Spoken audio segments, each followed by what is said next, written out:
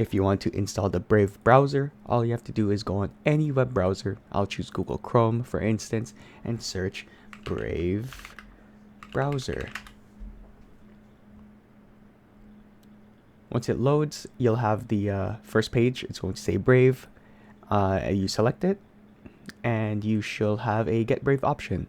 So once you download that, you'll be prompted for all of these steps. You don't have to do anything here, but you have already installed the Brave browser setup. So if you right click it or hit open, or you can also double click it, it's going to launch the installer and it will install for you. So hit yes here and let it go install.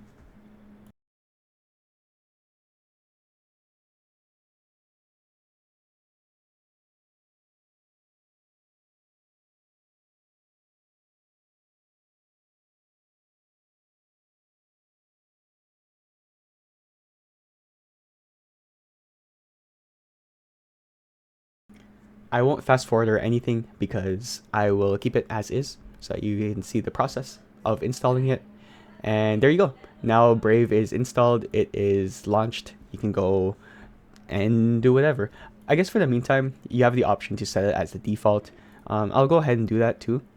I'm going to skip any import settings because there's nothing I really want to copy over. And then, sure, I'll pin Brave to my taskbar. Want better results? I'll skip it. And then just hit finish. There you go. You can do whatever you want with Brave.